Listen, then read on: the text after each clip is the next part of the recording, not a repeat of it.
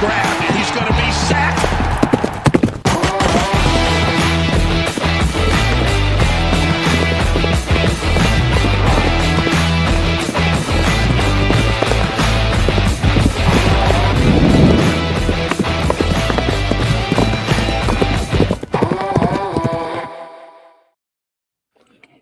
Broncos country, we are here from around the world, giving you a fantastic preview today of what the Broncos should do in the trenches. We're also going to talk a little bit about Jonah Ellis, a few other things. Of course, you guys make the show fantastic. Darian is already in here. He's on all the freaking streams all at once. So y'all got to do what he does. Go subscribe to all my friends. Mark, Jeremy, and Kodiak. Their link is in the description. And oh my God, man, we're popping off today. Hit that like, subscribe, hype what Kodiak shows, hype the video, man. And appreciate every single one of y'all like getting in here, man. This is going to be a fun show. And we'll hit it off here with Jackson's comment, guys. He said, I hope everyone survived their Monday.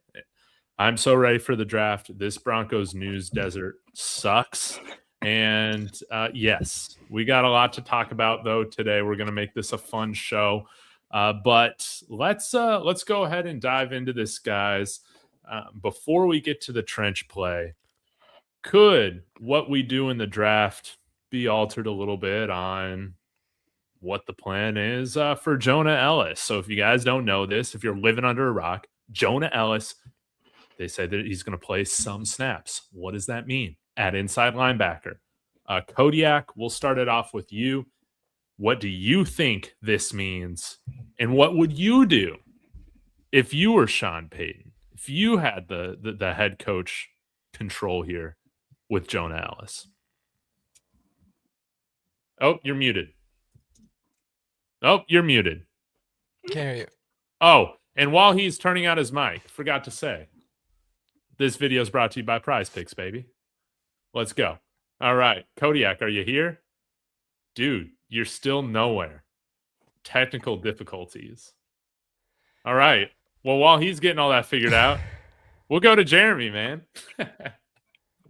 Yeah. So I took it at like getting some snaps was just like, I'm going to take it right now as getting some snaps. I'm not going to take it as he's changing positions. He's no longer going to be an edge rusher, any of that kind of thing. I think it's just he has the ability to play both ways. So we're going to give him some snaps at that. And I think worst case scenario, if he's not showing you what you want to see, he's fine as a pass rusher. So I think they just have a luxury there, and they just are trying to get their best players on the field, basically. Mm-hmm.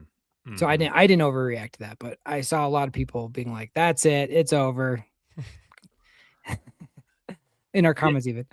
Yeah. So, how do you feel like he might be deployed? Mark, do you feel like it's going to be any different than what Jeremy just said? I think it's all smoke, man. I think it's all BS. At least I hope it is. Because if I was to take it seriously, and if I had like a crystal ball and I could fast forward and Jonah Ellis is actually taking snaps at inside linebacker, I think it would be an absolute travesty in every way. It would just be stupid. Like, you know, you talked about, like, you got rid of Dre Greenlaw because you talked about, we couldn't keep all of them, even though you obviously could have if you wanted to.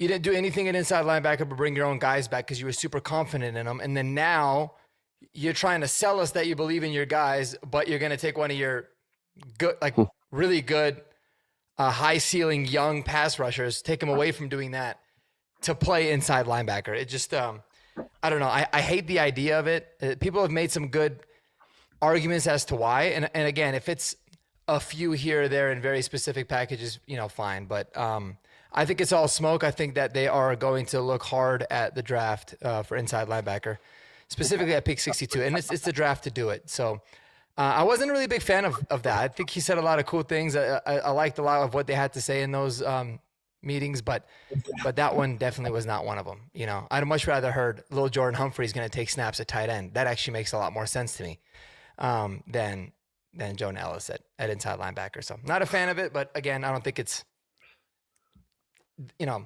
that big of a deal. Even if it happens, I think it'd be very limited. Kodiak, is your mic working now? I mean, are you guys with me? Can you hear me? Mhm. Yeah, you sound like you're in an echo chamber, but it's listenable.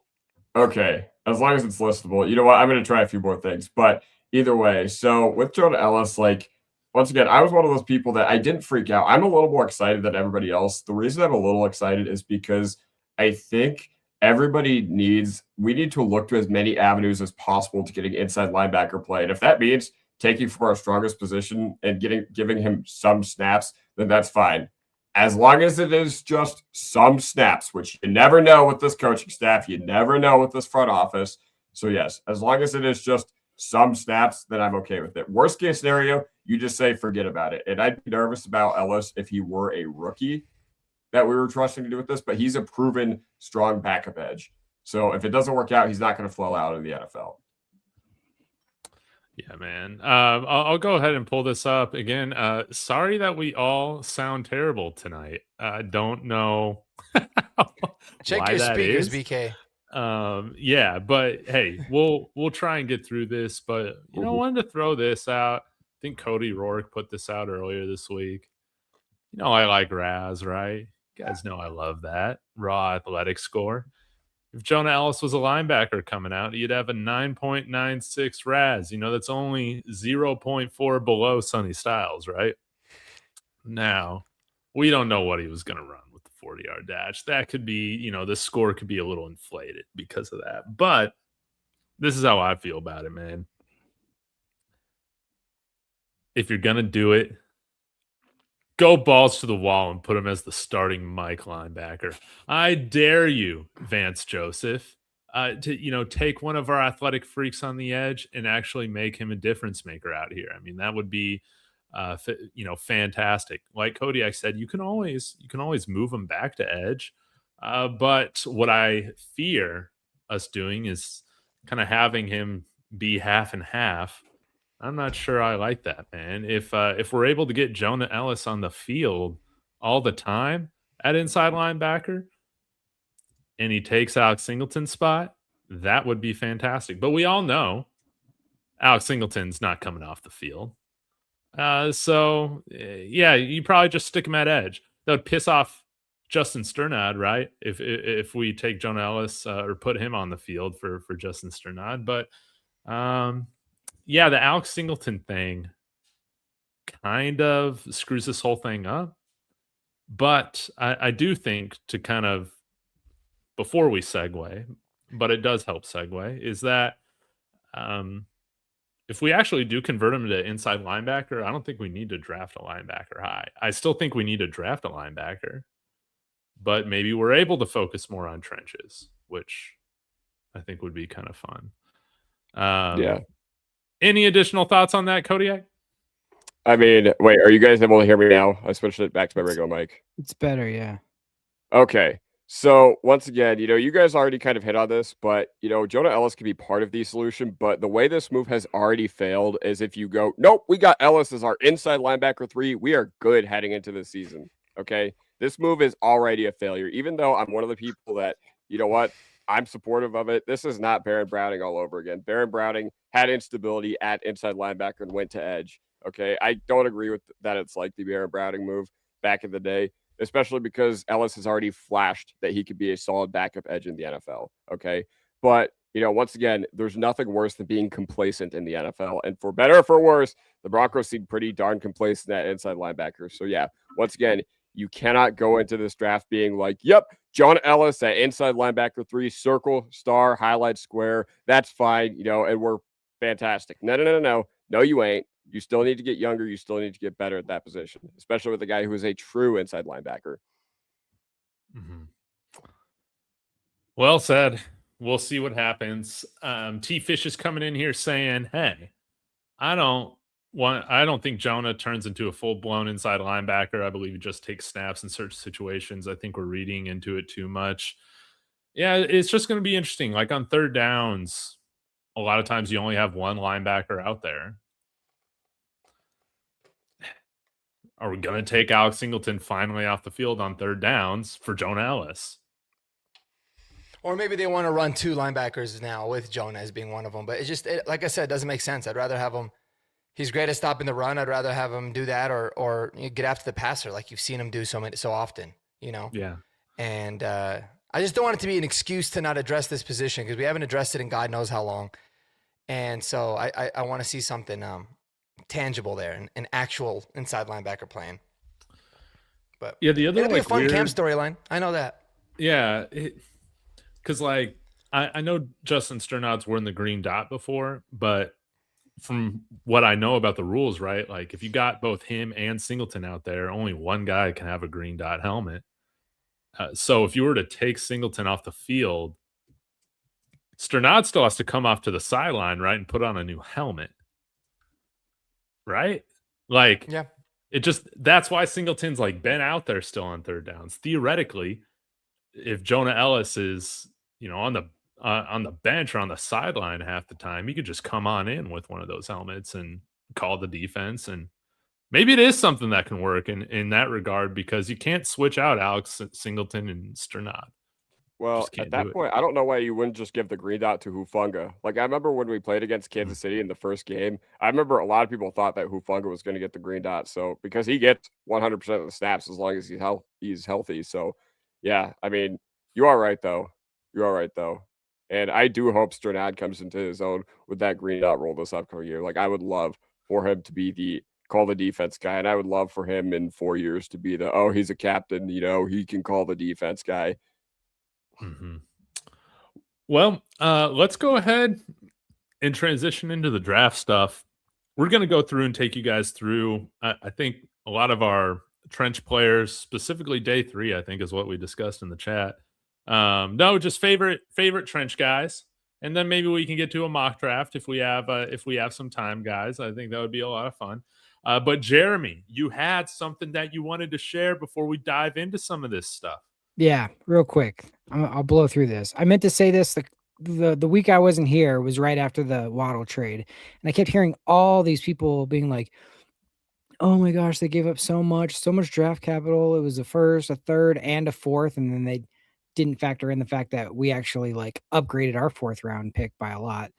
So this real quick is a draft points guide on how much each draft spot is worth points wise from an NFL.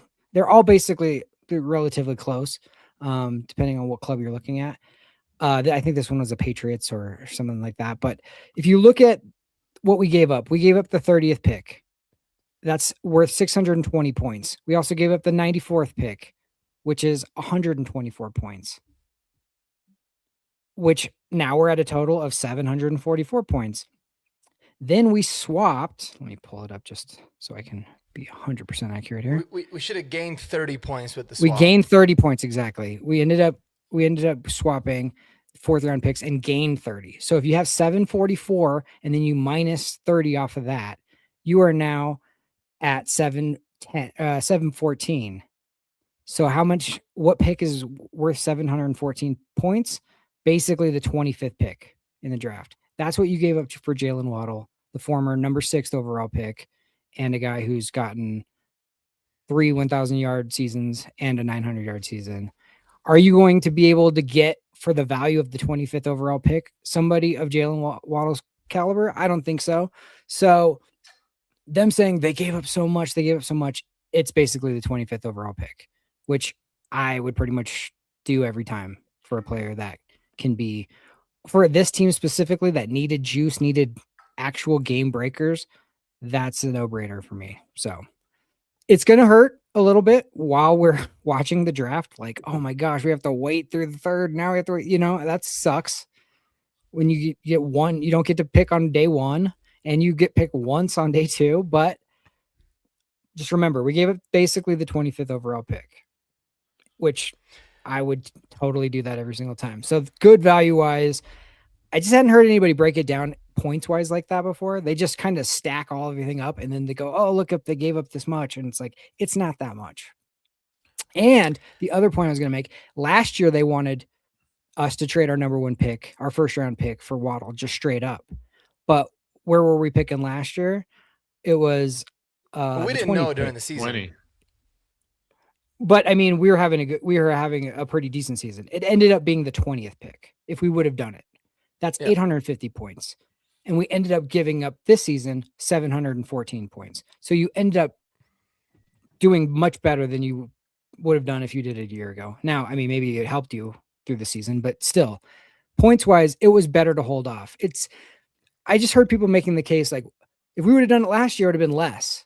But it's like, actually, it's not points wise. It's more. Yeah, no, and it's also significant because of how much cap space we saved by waiting too. You know, he's only having a $5 million cap hit. Good point. His option hit March. I think it was like the 5th day of the league year, so it was like March 17th or something, and that's actually money that had to be paid by Miami. So we saved a lot of money on the cap too. But yeah, no, it's a no. I mean, I feel like it's such a no-brainer, and people thought that it was a whole lot, but I really don't think it is at all, especially given where we're at now. You know, and obviously they feel very good about the rest of the roster, so you know, you might as well go big or go home at that point.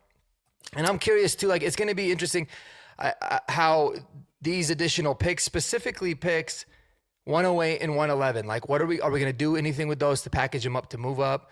Are we going to move back and try to get more in the guts? Like, it gives us a lot of flexibility given that we don't have a first and a third as well. So I got a question though. How many points do you think it would cost for us to land Dexter Lawrence? I don't think we have enough draft capital to get Dexter Lawrence. Yeah, To the be only honest. way I see that happening is the rule that's not going to pass per Sean McVay getting passed, where teams, we go full NBA, where teams can trade their first round pick 5 years out.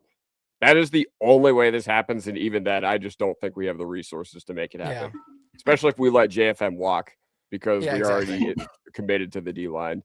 So, how many points would we have to give up to get Dexter Lawrence on this team? Yes, that's my answer. Yes. But it would be the That's best defensive going line full of all balls to the time. wall. That's going full balls to the wall. So I don't Yeah. think it's something that's feasible, to be honest. It probably isn't. Not at all.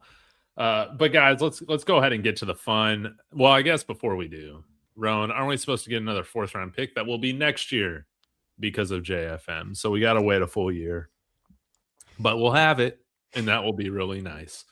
But guys, it's time for us to talk about our favorite trench players. Mark, you run an NFL draft channel. Let's have you start out here. Who is one of your favorite trench players, whether it's on the offensive line or defensive line, that you feel like Broncos fans need to be glazing on moving up to the NFL draft? I'll start with the defensive line because I've talked about the offensive line guy that I like a lot, so I'm sure one of you guys will bring him up. So on the D line, man, is Grayson Halton, the defensive lineman from Oklahoma. You know, he's a little bit undersized. I get it. Let me just make sure I got the measure. 6'2", 292. But this dude, man, is like, in my opinion, he's a perfect replacement for John Franklin Myers in terms of the roles that VJ likes to have his D lineman in. He's strictly going to be used early on as a pass rushing specialist, get after the passer, beat those smaller interior guys, dominated the Senior Bowl, had a really strong second half of the season.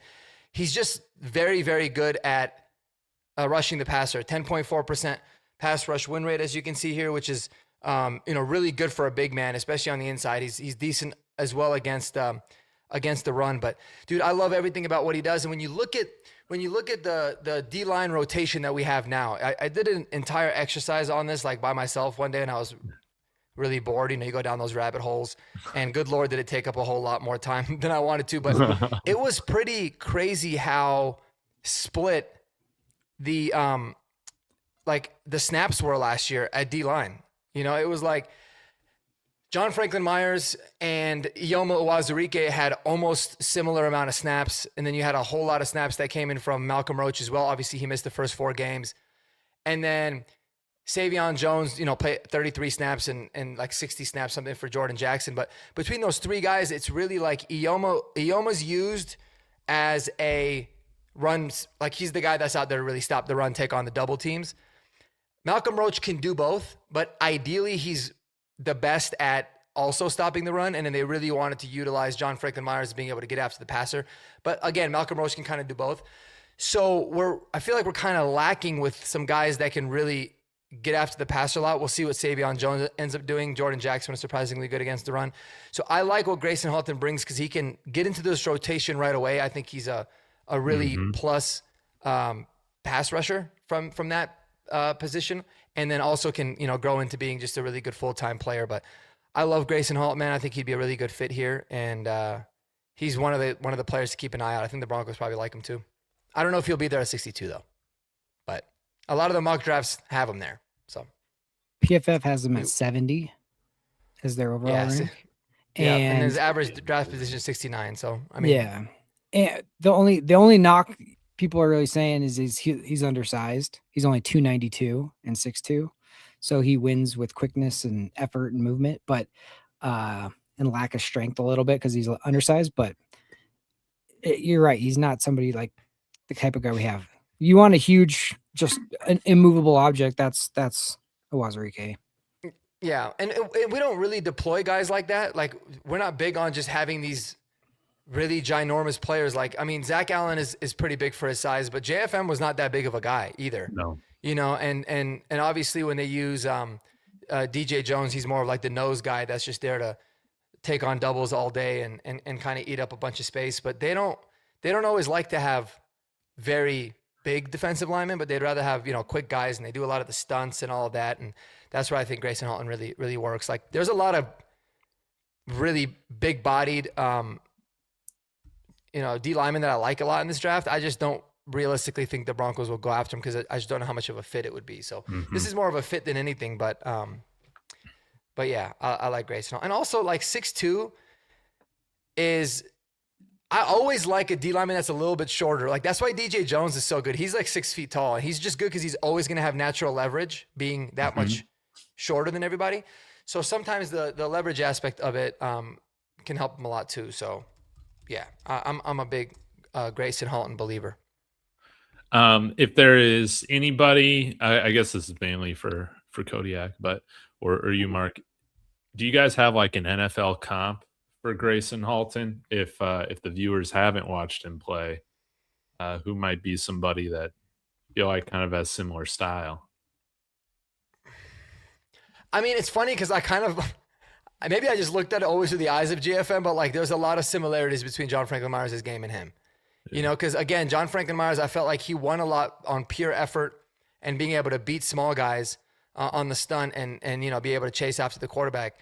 And that's kind of a lot of what Grayson Halton does. But otherwise, I don't have so much of a fair comp, about what else he would be. I always just try to look at it as much of like, okay, who resembles what John Franklin Myers did the most, scheme fit wise, and then kind of went from there. But curious, maybe Kodiak or Jeremy, if you guys have any ideas. So honestly, the one that stuck out to me, this isn't like a NFL comp, but I remember when I was watching Ed Oliver, I remember in the 2019 draft cycle, he reminded me a lot of Ed Oliver because I remember Ed Oliver at Houston. If you guys remember, like early on in the 2019 draft cycle, I'm talking summer 2018, he was getting legit buzz as a top 3 pick in that draft because he was so dominant as an interior defensive lineman. But you know what? I think that's kind of the way I saw it, and I think that would make sense. Like, Ed Oliver has had to reinvent his game, and he went more of like a like just pure traits guy when he was at Houston to refining and being like more powerful when he was with the Buffalo Bills. And I think that's something that Halton could do as well, because you already talked about like the juice that he has and the effort that he plays with. And I think that's similar. A guy that I also think fits that mold, or actually, do you have a comp before I hit that? Yeah. I just wanted to pull this up from PFSN. Yeah. Going back to last year's draft, I remember a guy that we talked about a lot, just kind of, again, in the mold of JFM, was Aeneas Peebles. And I remember Peebles from last year, yeah. Drafted by the Baltimore Ravens. So I thought that was interesting that he was like a 90 or 89% match on here. So they also gave his best traits here: his explosive motorness, agility, and twitch. So yeah, I would say that's more JFM as well. So yeah, Kodiak, we can move on to the other player you were want to talk about. Yeah, of course. So this guy doesn't have a whole lot against quality competition, and maybe I'm just getting eyes on the fact that he completely dominated at Southeastern Louisiana. So he was at a smaller school, but I'm telling you guys, Caleb Proctor is absolutely legit. Okay. So if you watch Caleb Proctor, like he, in my opinion, the only knock I really have on him is that he does not have that much against the upper tier schools or not much experience against those because he had, I think his RAS was above a 9. I know it was above a 9, but you look at everything from PFF right here. Okay, 90.4 pass rush grade, true pass rush grade 84.3, pass rush win rate 13.7, and he had a lot of pressures this past year. I think this past year he had around 37 pressures from the interior defense, so I think that's really good. And I think with the Broncos, I think what you're looking for is since you have shown a really good effort to develop players on the trenches, and you've had breakouts from guys like not only Wazirige, but Zach Allen hitting a completely different stride. I want to draft these high ceiling guys, and obviously you see the 33-inch vertical at 291 pounds. Now, one thing that would have made me feel way better about Proctor is if he did the bench press, because ultimately you don't know if he's just dominating smaller guys or small school guys, and if that's going to translate to the NFL. But you know what? I think he's toolsy enough to where I'm willing to make it work. Okay. I'm willing to, if we are going to go this route, which I think interior defensive line, I think it would be better solved by a different route than the draft, but that's a different discussion. But Proctor is one of the guys I would like because I think he is going to be available in the range that you're targeting him. But I could also see a team falling in love with him. Okay. There's always going to be some small school guy who gets drafted in the second round. Yeah, they might be a little overrated by like Sky Moore, but then you get to these sorts of guys, and I'm willing to take a shot on these interior guys, especially on the defensive line, because you rotate those positions, And if there's any area you want to over extrapolate, it's the trenches. Yep. And they rolled on the offensive line with a guy named Quinn Miners from a small school like that before. That worked out pretty good. Yeah, exactly. Sure did. No, I love that pull, man. Caleb Proctor would be awesome too.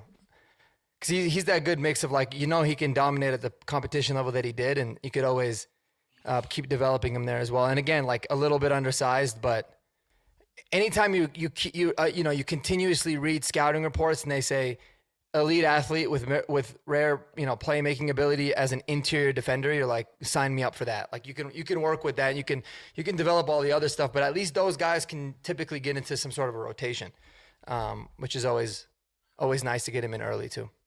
Especially with these small school guys.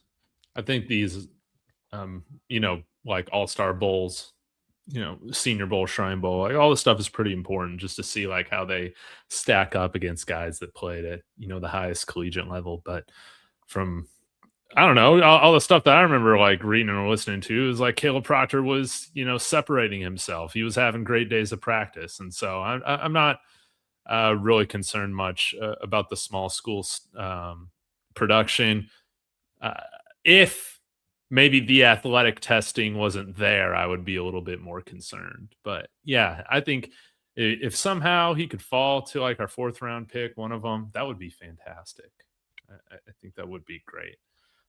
Any other thoughts on Caleb Proctor? Otherwise, Jeremy, we'll have you give your first name. I was just going to say Caleb Proctor is PFF ranks him at like 111. So that he could be in range for that. Not saying that's going to be where he gets drafted, but that's where we have a pick. I have not gone deep on the back end of the trench guys. So if you guys have another name that you guys want to throw out there, go for it. I do. Okay, We'll get right to it, man. I love the Navy guys. You guys know Eli Heidenreich needs to be in the orange and blue. And another guy from Navy that needs to be in orange and blue is Landon Robinson. This guy is literally Aaron Donald if he went to Navy. I'm saying it. This guy's an absolute beast. I'll bring up his RAS score as well because you guys know that I love that. But okay, talk about intangibles. Navy. All right. You don't have to worry about any off-field stuff. He's going to come in with great leadership, great work ethic. You guys know, according to some of the fake insiders we got in the chat sometimes, listening is very important on this team. And I have no doubt that Landon Robinson is going to be a fantastic listener. He's in the military. Look at this, a 9.40 RAS. Explosive, super agile, man, on the defensive line. Now, is a little bit lighter, 293 pounds, and you're not having him play nose tackle, but an extremely powerful player that's compact, kind of like, Aaron Donald. And Aaron Donald is more like, the outlier to the rule, right? But again, he's the combination of strength, agility in this kind of small package makes him tough to block, man. So going out to PFSN, I mean, they rated his top traits over 9 as explosiveness at 9.4, and then agility and twitch, balance and leverage, and motor all at 9.1. So I think he's a guy that could play really well at altitude and give opponents difficulty. And do they have, I guess they don't have comps yet for him. That's like super annoying. So just go with my comp, and that is freaking Aaron Donald, like the best defensive lineman in the game. So if we could get the best defensive lineman in the game in like the 4th round, that would be incredible. Other thoughts on Landon Robinson? Yeah, David, I was going to ask you. I think I asked you this like a week or two ago. Do you have any concern that he's 5'11"? No, I don't. And you guys know I hate short football players. I think it's stupid. But no, 5'11" is just fine if you're an athletic freak. Good question, though. Fair. Great question. Guys, I know we've talked a little bit about defensive line. Did you guys have any offensive linemen that you wanted to hit on? Kodiak? May I guess? May I take a guess? Sure. Were you going to talk about Demetrius Crownover? I wasn't going to, but you know what? We can. Okay. Let's double down on your guys. Okay. So, you know what? Demetrius Crownover, he is a guy who has the 2nd best arm length in this class. And the craziest thing about that is that he's doing it as a converted tight end to offensive tackle. That's one of my favorite things about Demetrius Crownover. And, you think about Demetrius Crownover, you watch him, and he is just so powerful. One of my favorite things about Crownover is that, he's battle tested because he did play this past year against, those SEC pass rushers, but he is good. Trust me, he's really good. He's one of those guys that I feel like he's still relatively new to the position, and you can see that, when you're watching him. But either way, I think he is absolutely fantastic. I think, once again, you watch him and some of the wins are absolutely dominant. I think if you're just betting on flat out tools, then you're going to like a guy like Crownover. But, he is an older prospect, which I think will drop him just a little bit. Either way, I think he's a better run blocker right now than he is a pass blocker. So you are going to, look to improve his, I'm trying to think like his pass blocking skill set a little bit more. I think his NFL run blocking skill set's a little bit better, but hey, in Streif we trust, right? Anybody have any thoughts about Crownover? I'm in on Demetrius Crownover, man. I think Zach Streif can, again, turn somebody that's a little bit more raw into a really great offensive lineman. So if he ends up being the pick, I have all the confidence in the world. He'll be closer to reaching his potential than just staying at his floor. Yeah, I think he's physically a stud. The only concern is he's been a right tackle most of the time in his career, which is fine because obviously we have a right tackle that's contract is coming up or set to expire. He's also getting a little bit older in Mike McGlinchey, so we could use somebody on the right side. But I mean, otherwise, the dude's a monster of a man. Sometimes when you're 6'7", 6'8" like that, like it could work to your detriment because you almost lose balance. But he's always been someone that I've been intrigued by just because of the sheer size. I mean, 336 pounds. I think he had like 35-inch arms or something crazy like that. And That's crazy. And he played at Texas A&M, which they had a solid line all year, but also playing in the SEC. Any concerns that he's almost 25? Honestly, we like our older prospects. for what it's We do. worth. Okay, We so do. like if you're talking about like a developmental guy, maybe a little bit, maybe you'd rather go for like a Bowery or a Bell or a, or a Casey if you're like fishing in that range because of the fact that he is almost 25. But I mean, I think it's, I think he's one of those that I would rather have a shot on some of these other guys because I think they're honestly more fun projects than he is. That being said, I'm still in. Like, I'm still very in on Cronover. So, yes, I think since he is a developmental guy, a little bit of concern, if he was ready to, come in and be a starter right away, then I'd be like, hey, that's working to his benefit. But we don't need him in that role, if that makes sense. Yep. Mm-hmm. Yeah, 24 and a half is, kind of young for our average age drafted. So not too worried about it. No, me too. But yeah, Garrett Bowles ended up being okay. Maybe Crownover can be. Mark, who's one of your guys? So going, sticking on the offensive side, I know we've talked ad nauseum about like Jennings Dunker, who I love, right? But one guy that's really piqued my interest, man, is, and Broncos did have a top 30 visit with him, so that probably means that we're not gonna draft him. But that's Jude Bowery, the tackle from Boston College. Mm-hmm. And, he's obviously a little bit different than Demetrius Crownover because he's not like a 6'8" guy. He's 6'5", 311. He's a little bit lighter. But man, I just did the math for how many snaps he had. It was over 1,300. Let me see if I have the exact number real quick. Over 1,300 offensive snaps played at left tackle in his 2.5 years of really starting at Boston College, and he's given up 2 sacks in 1,300 snaps. 0 sacks last year, given up. Only 2 quarterback hits. So he's been extremely solid in that regard. And he's super athletic. I think we like the really athletic lineman. Like you're talking the tackle that's eventually going to replace Garrett Bowles at some point. So it could be 2, 3, 4 years down the road. But all he really needs to do based off of everything that you hear about him is that he just needs to get stronger. Cool. He's got the time to be able to do that. But he's a pure left tackle, and he doesn't let his quarterback get hit, clearly. I don't know how the competition at Boston College necessarily was or the kind of offense that they ran, but pretty damn impressive when you're giving up 2 sacks in 1,300 snaps. So I really like Jude Bowery. I think he's the perfect type of tackle with one of those 4th-round picks. I think he'll be there too. Yeah, he could be a guy ready to go when, Bowles' time is up, which sucks to think about. It does. But yeah. And I'll pull up his RAS score as well. If you guys haven't seen it, 9.73 or 3.7. That's pretty unofficial. Good. Yeah. Oh, I didn't even know that. I thought he was like an 8 guy. Wow. Elite explosion. So how about that?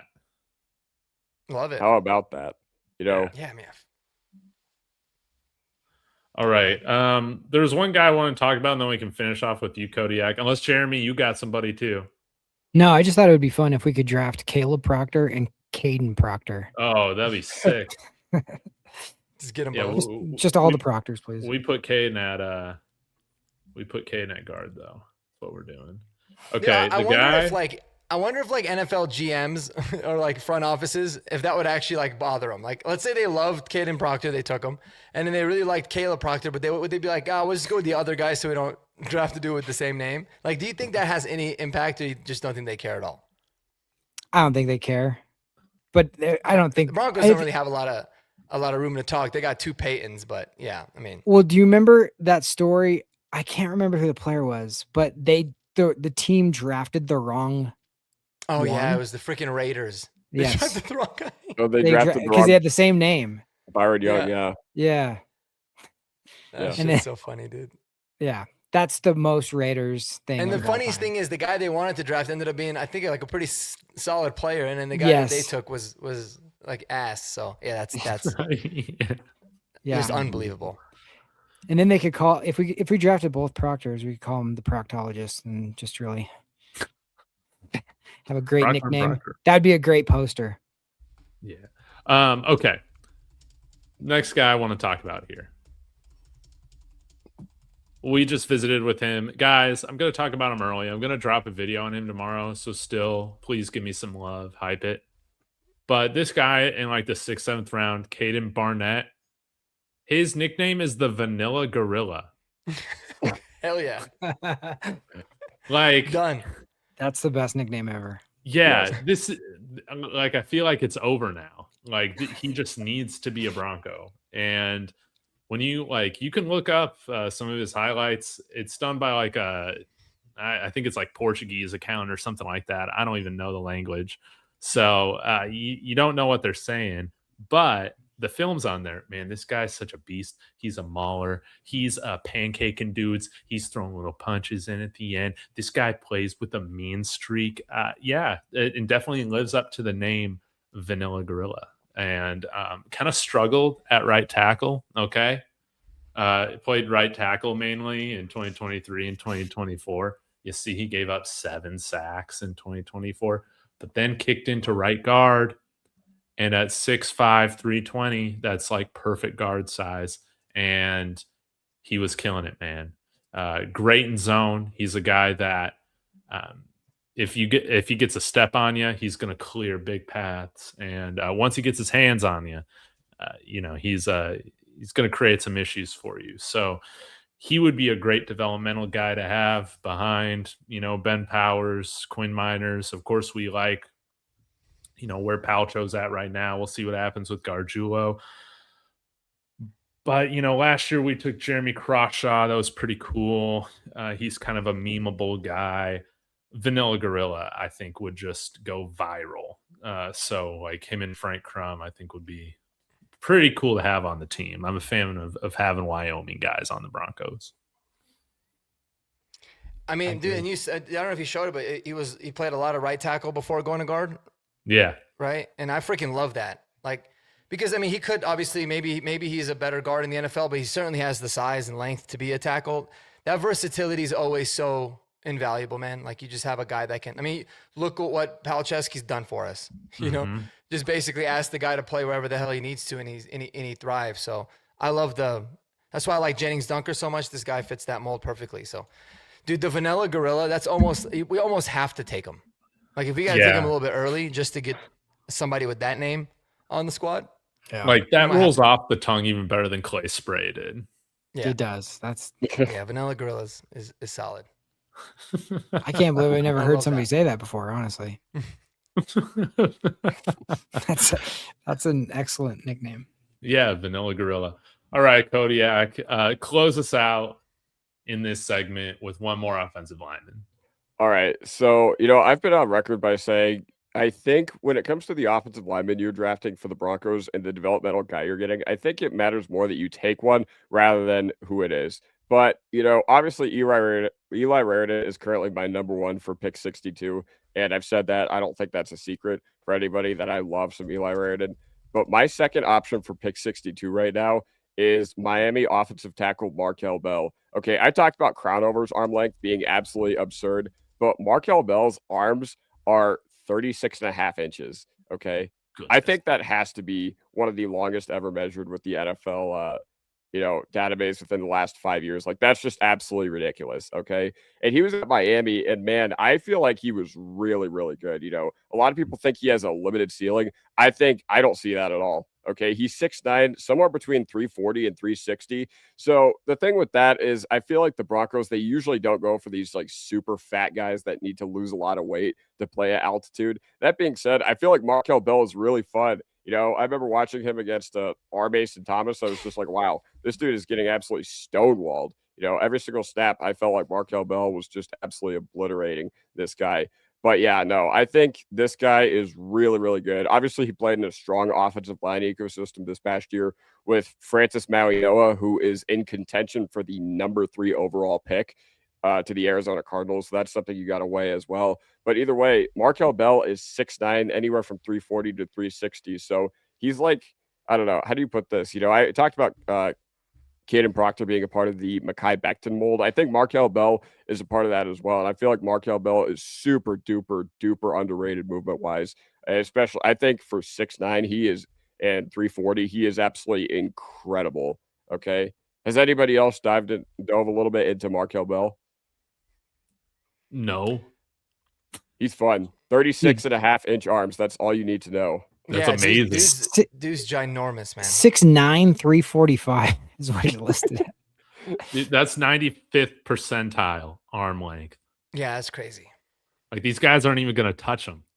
Yeah, I always just worry about dudes that are that tall. Like it rarely works in the NFL. I mean, it doesn't mean that it can't, but 6'9" is insane. Like he'll make Frank Crum look tiny. Who's the tallest guy we've ever had here? I think it's Frank Crum now. It used to be. It's got to be, yeah. It used to be in McGlinchey.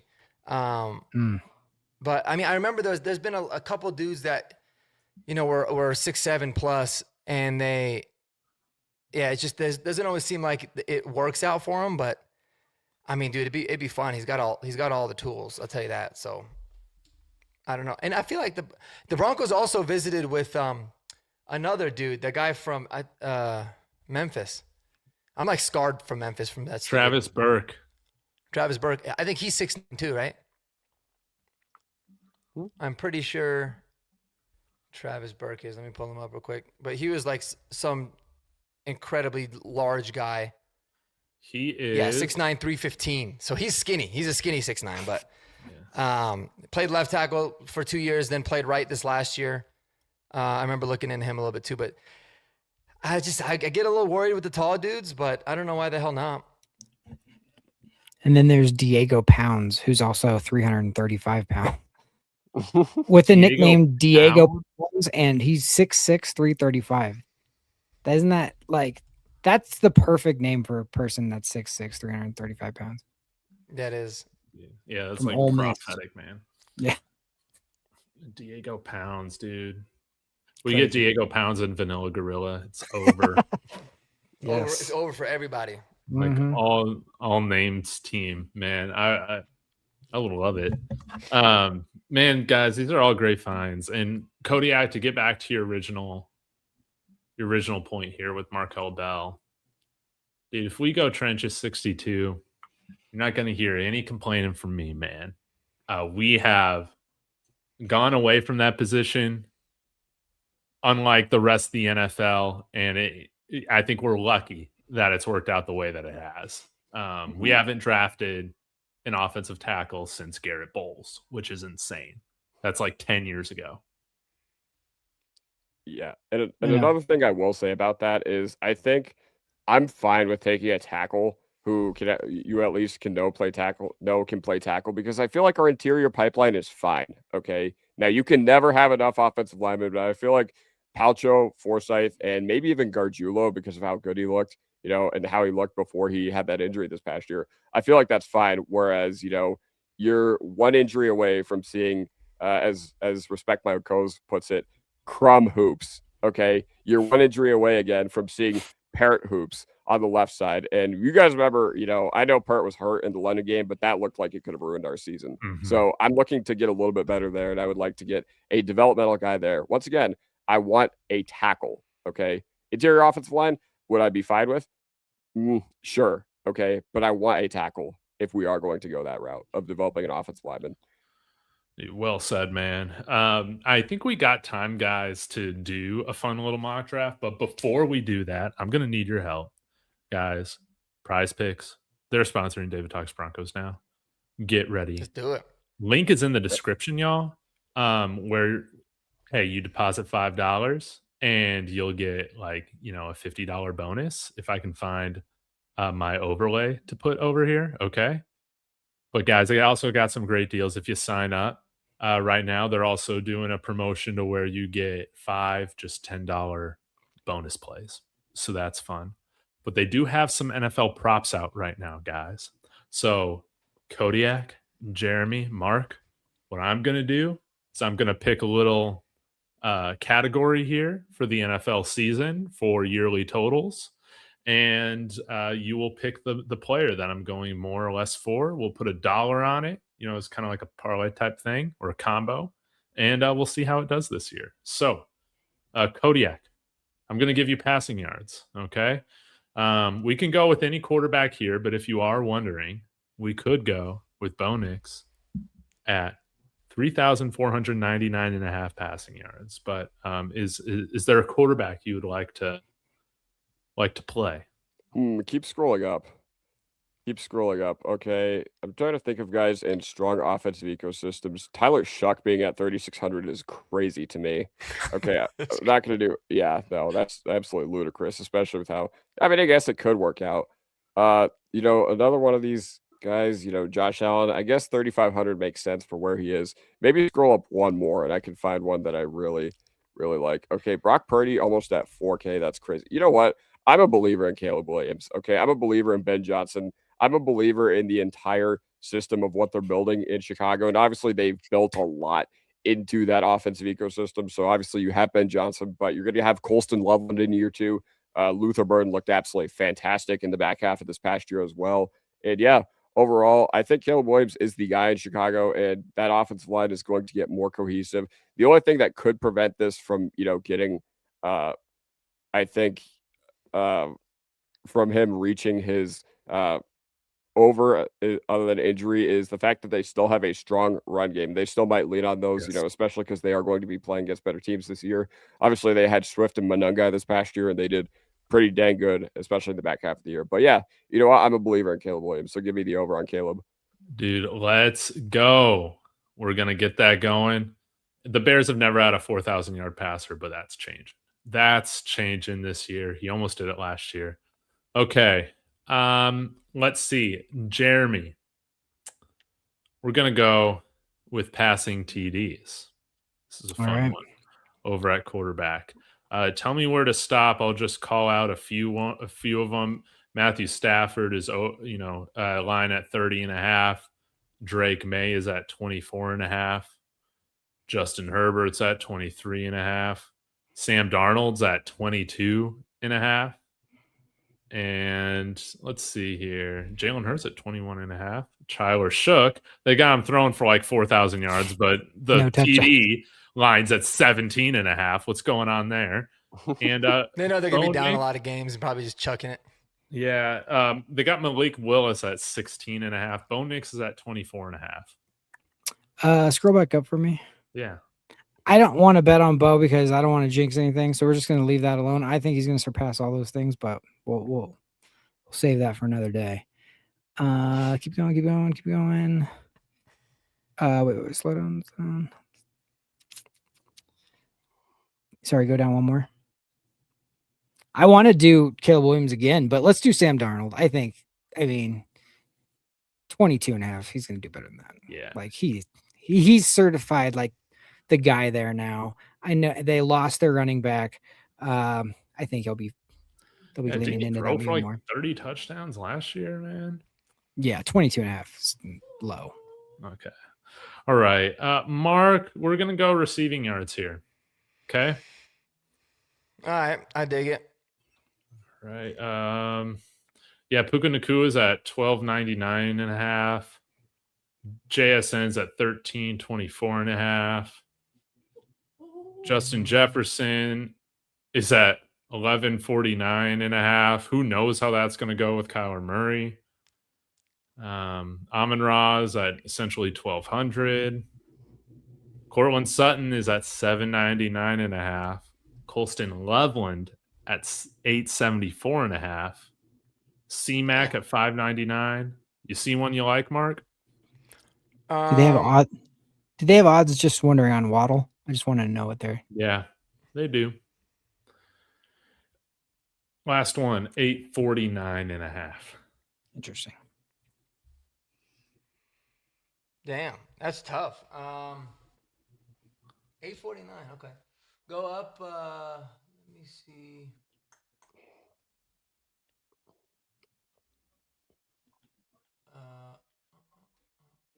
Man, I don't even know.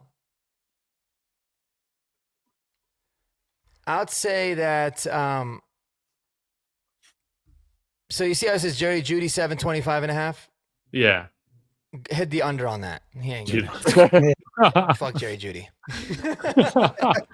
Dude, let's go, y'all. We're going to throw $1 on this. It's going to be fun. If it hits, we win $6. And hell yeah, bro. With you guys. So let me maybe 3 gallons of gas then, but most likely a gallon and a half. Yeah. So we'll see. We're betting for the future. Mm-hmm. Dude, how do I put this freaking play in? I'm ready to go. I'm ready to go. Go down. Auto accept. I feel like a boomer. There we go. There you go. All right, we got it All right, in here. Unc. Yeah, successful. Thanks again to Prize Picks for sponsoring the show. Thanks guys for partaking in the fun with me. And now let's finish this thing out with a mock draft. Let's get to it, guys. And shout it out in the chat if you guys have Yes. people you I'm want. not looking at the chat, so y'all let me know. Okay. All right. Pick 62. Few guys that went off the board. Ahead. AJ Halsey. So there goes the safety. Jennings Dunker. Jadarian Price. Jake Golday. Eli Stowers. Jacob Rodriguez. Okay. And Josiah Trotter. I don't know if I mentioned him already. So Caleb Tiernan.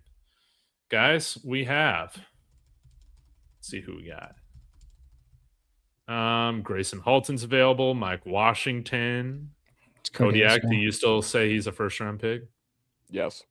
Like, I have a first round grade on him, of course. I heard some pushback on Mike Washington about his fumbling. He averaged a lot. Yeah.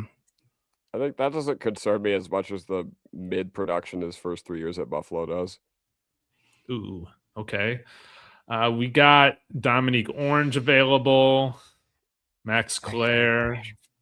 I think we should trade back. We have a trade offer. Yeah. Dude, we got a trade offer. Yeah, we got Seattle at 64, Titans at 66, and the Vegas Raiders at 67. Which one y'all want?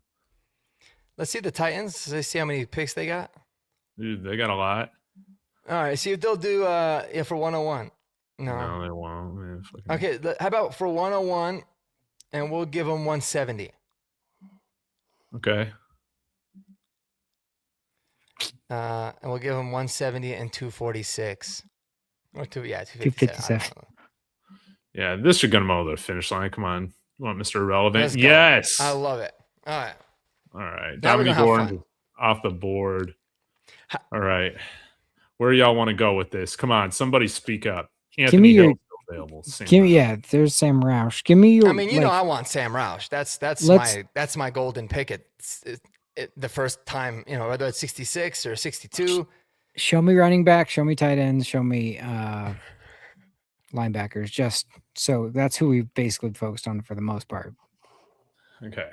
Check LB and DL immediately. Yeah, we got you, Darian. Put some DL right there. I think for the sake of the show, we should go with Grayson Holton. Since today was Trench's day? Yeah. Today's Trench's day. I think I'm on board with that, yeah. All right. We're going to do that. All right. Pick 101. All right. Show me the same. There's Jonah Coleman. Show me the same positions, please. Y'all know I love Jonah Coleman. See, and think how nice this is, man. You're picking now 101, 108, 111. Like, you can genuinely get any of the 3 guys of anybody that you like here to choose that you feel like are going to be there. So, I mean, I love the idea of getting as many picks in that 95 to 120 range. Yeah, it's real nice. It's real nice. All right. What y'all feeling here? We got a lot of names we all like except Michael Trigg. I like Michael Trigg. So here's what I'm thinking. I'm thinking you take Jonah Coleman because I think there's a difference between, Coleman and whoever else is going to be available within this upcoming pick as opposed to the offensive linemen that are going to be available. Okay. Like I said, I already talked about, Bell, Crownover, Bowery, Casey. I don't really have a preference as far as, the rest of those guys obviously at Bell number 1, but it matters to me that we take one rather than, at running back. I think Coleman fits this really well in the 4th. Yeah. Got my vote. I'm with that. I think the drop off after Coleman is pretty big. What do you guys think of Deontay Lawson, by the way? I like him. I haven't really seen him that much. I like the other linebacker, Justin Jefferson.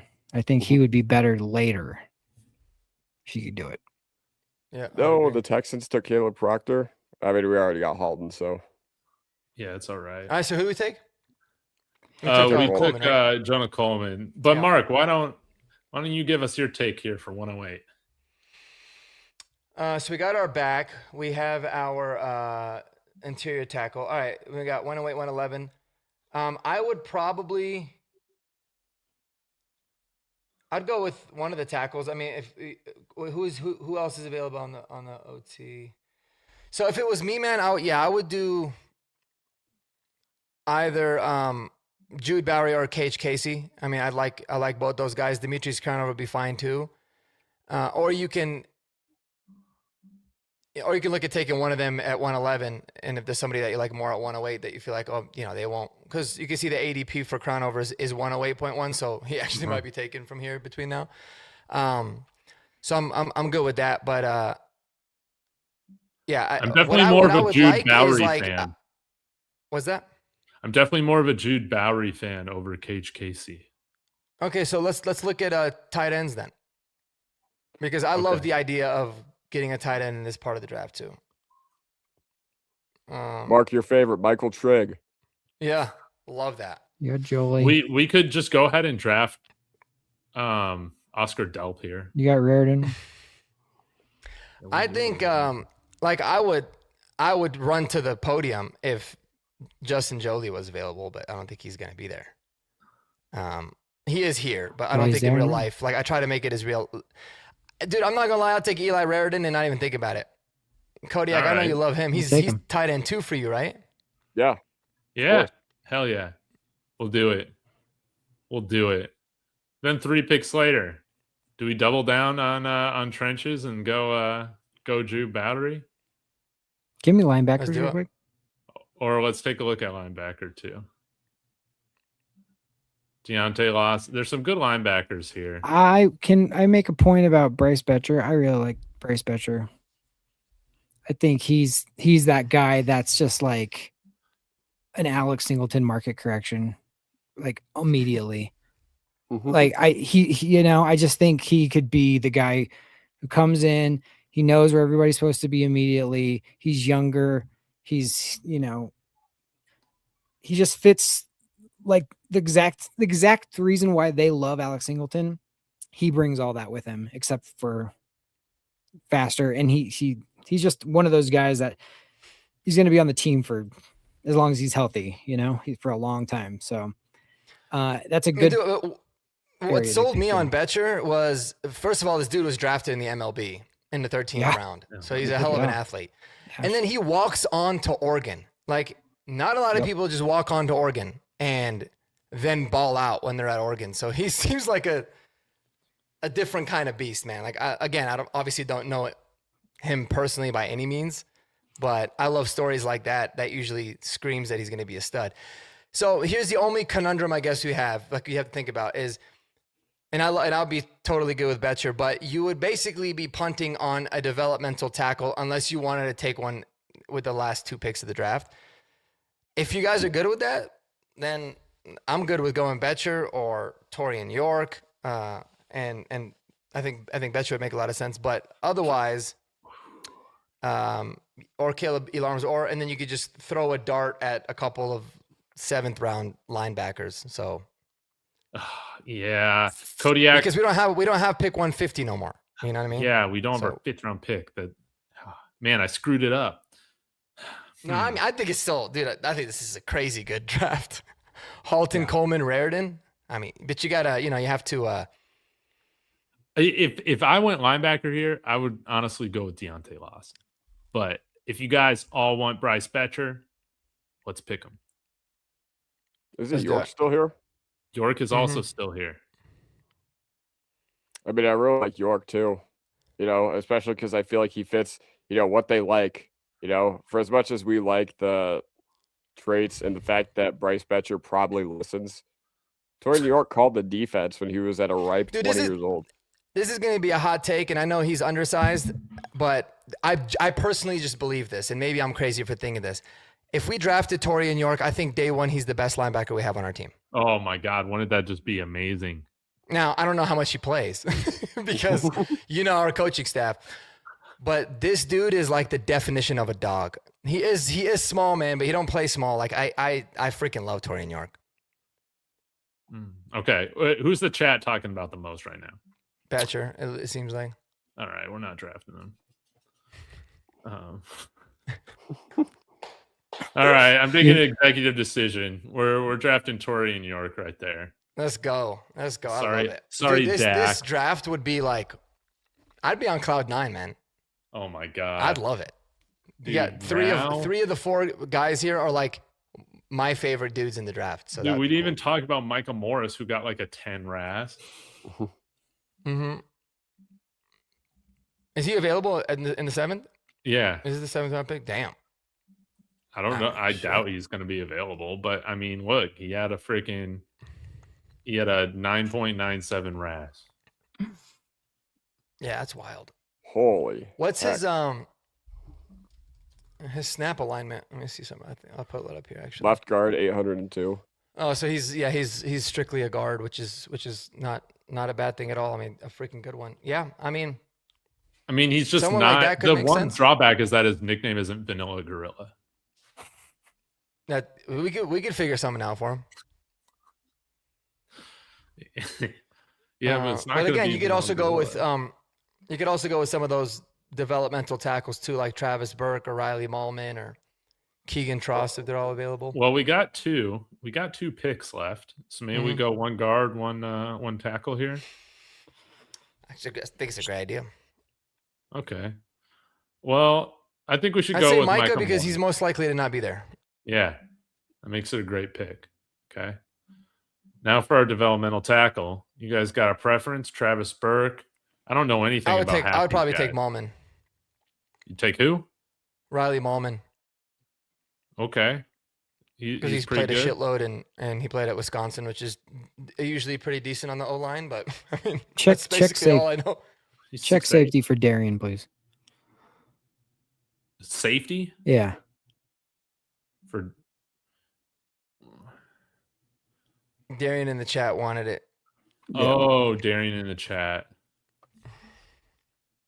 Gotcha. Check Hurry tight up. end. Check tight end as well. I just want to see if there's any. Oh, dude, of our Carson faves Ryan's that available. fell. You know PFF hates Carson Ryan for some reason. Mm-hmm. There he is. They got him freaking below Seydou Traore. That's disgusting, dude. That guy shouldn't even be on the board. I know. All I see is a bunch of oversized wide receivers, a bunch of H-backs, and Carson Ryan right here. Show me linebackers all real quick. I just want to see if Justin Jefferson's there. No, I he should have know. been taken already. Oh, they did get Jaden Duggar, though. This guy that had 9.96 RAS or whatever. They got Jimmy Rolder too. Oh, Rolder's still available? You want to double down on that? Yes, I wouldn't hate linebacker 40. double down, but we could do the tackle if you guys want. I mean, it depends. How much do you guys like Lavelle Bailey and Karene Reed? How much do you guys like those guys to the point where you're willing to give them security? I don't like them You at forgot all. about Drew Sanders. How dare you? Oh, yeah. How dare I forget about Drew Sanders? I don't know. I also don't like Lucas Kroll. No, neither do I. I've made it very clear that I think he's the worst tight end in NFL history, and I have a lot of stats to back it up. That's very true. Yeah, maybe we should go linebacker just to get these guys out of here. You know what? I'm with Aussie. He says the more linebackers to not play over Alex Singleton, the better. Okay. Yeah.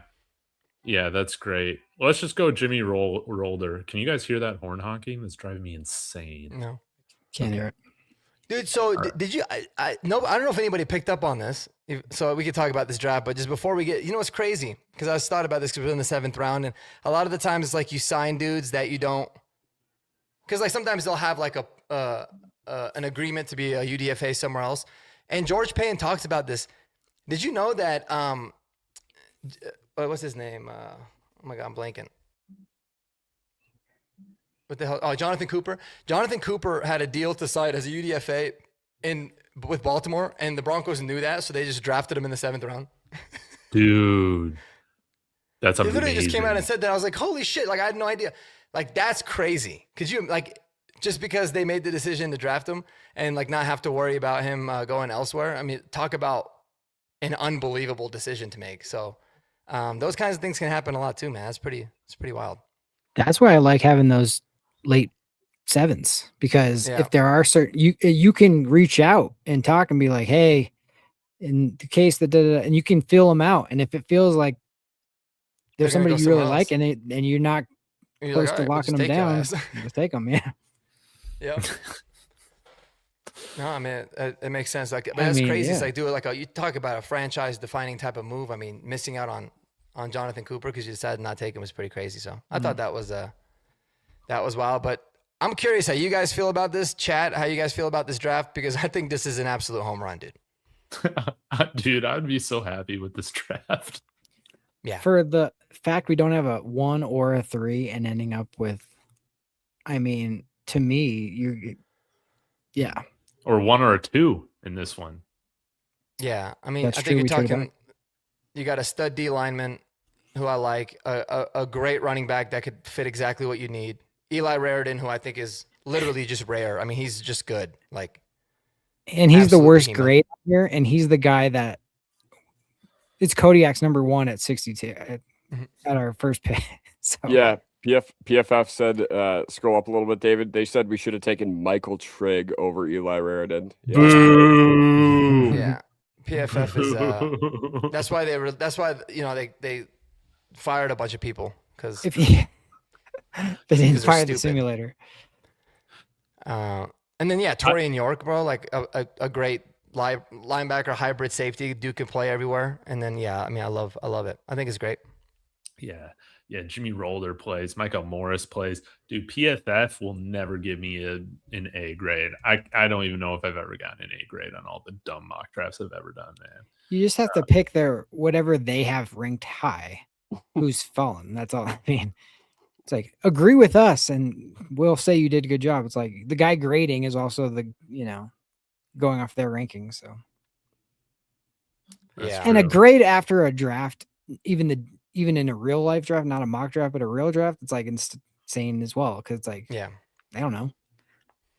Well, in 3 years. They're fun to do, but it's always like a nice reference point to go back and be like, well, let's see what I was right about. Let's see what I was wrong about, Oh yeah. Yeah, this really emphasize the ones that you're right about, and then you just don't even mention or talk anything about what you're wrong about. Yeah, remember how many that's always bad my grades we logic. got for drafting Bo Nix at 12 because he was such a reach? Yeah. I mean, it's just like it's insane. So Yeah. And I think the Vikings got a good grade with JJ McCarthy. right, they got their yeah, guy. they felt like- They went up and got their guy, Yeah. secured him. So Oh, hey, Wow. before we go, any chance you guys think the Raiders don't pick Mendoza after signing Kirk Cousins? Is there any No. chance? No. Oh man. but I don't mind them. I see exactly why they did it. It's not the dumbest They're move like in the the world, same person. Yeah. but like I mean, just having a stability like guy to learn from. But you want to just have a guy that somebody's either your number 1 pick overall is not going to be on the field, or a guy you're paying $20 million a year is not going to be on the field. So one of the two is not going to get utilized one way or the other. So Could you imagine what Jets fans would do if they had a chance to get Mendoza? And like, I mean, It'd be freaking Are they- sick, man.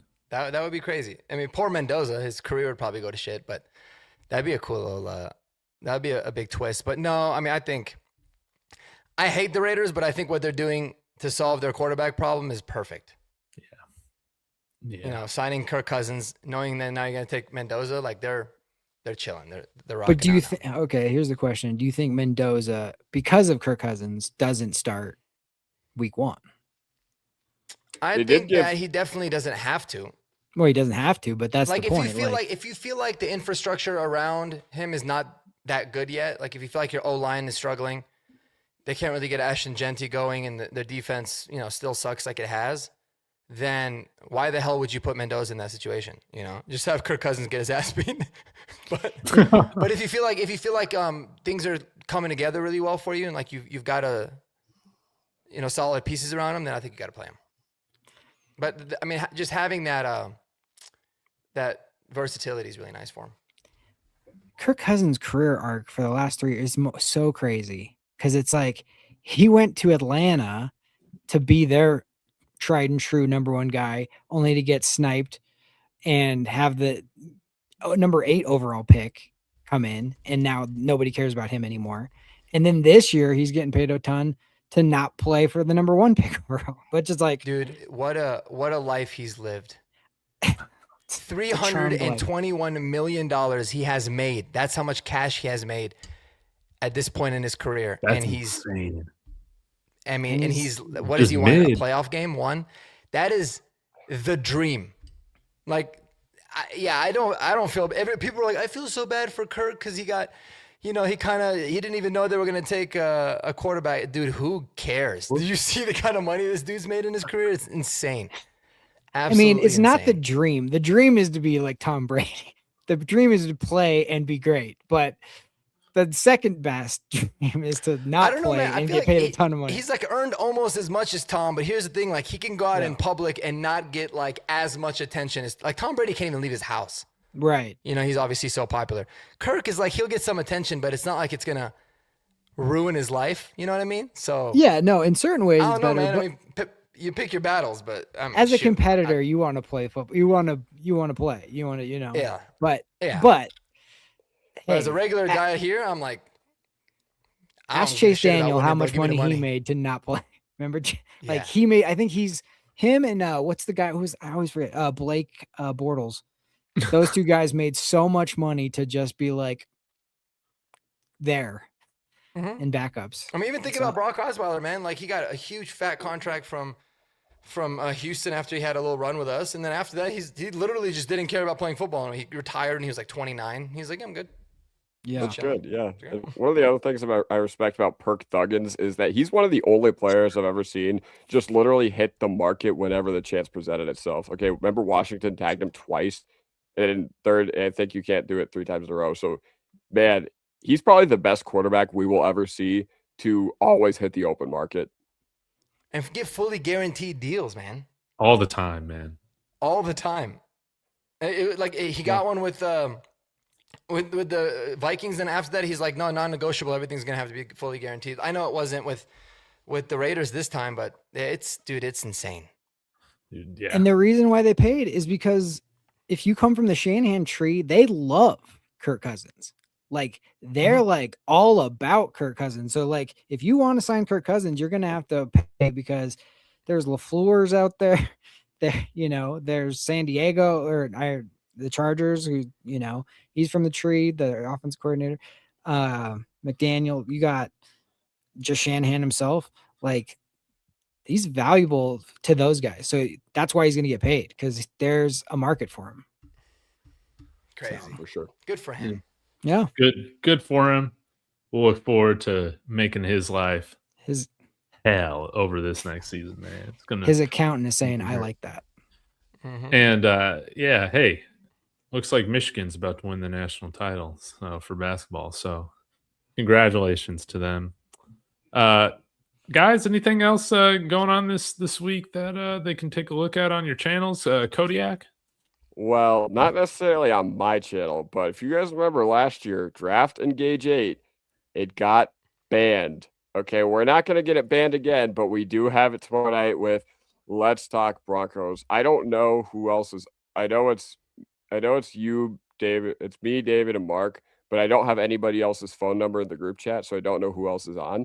That being said, I'm excited for it because it feels like, draft season is rapidly approaching. And we basically called every pick that we did except Jade Barron. So that's why you guys need to tune in tomorrow. It's going to be on all of our channels and Let's Talk Broncos, but hosted by Mario. We got a hell of a lineup. I don't want to fully spoil it. I'll let the Let's Talk Broncos people do that, but I'll tell you off air, Cody. We got a really, really good group, man. Heck yeah. Yes. So guys, you won't want to miss that. Mark, anything else on your channel people can look forward to? No, man, it's gonna be from now till the draft, all the rankings, as many film reviews as I can do that don't get copyrighted. And yeah, just breaking down as many of these players. I love doing like day 3 gems, some late guys. But the final rankings for, the main positions, I never do like offensive line or defensive line final rankings. Because I'm just not nearly like an expert enough to be able to rank them. But with D-line, it's like I got to break them down into, 3-4 defensive tackles, nose tackles. It's very tough. So I'll talk about like guys that I really like, and then but we'll do it for for running backs, for corners, for tight ends, wide receivers, all that good stuff too. So if you love draft stuff, we got a lot coming. But otherwise, no, just always talk about whatever pops up in my head on my drive home from work. That's usually how it works. Dude, fantastic, guys. Please go subscribe to all my friends, Jeremy, Kodiak, Mark. Link is in the description. Thanks to the chat, man. Aussie, Darian. I mean, everybody that was just in here earlier. You guys made it really special. Bronco Fan 99. In here, we had over 100 people concurrently watching tonight, which was great. So y'all be sure to hype this video as well on the way out if you're on mobile. We'll be back next week. Draft's right around the corner. We'll have some more stuff to talk about. Maybe bust out the wheel of chaos. We'll have to see. But until then, guys, we'll see you. Go Broncos. Go Broncos.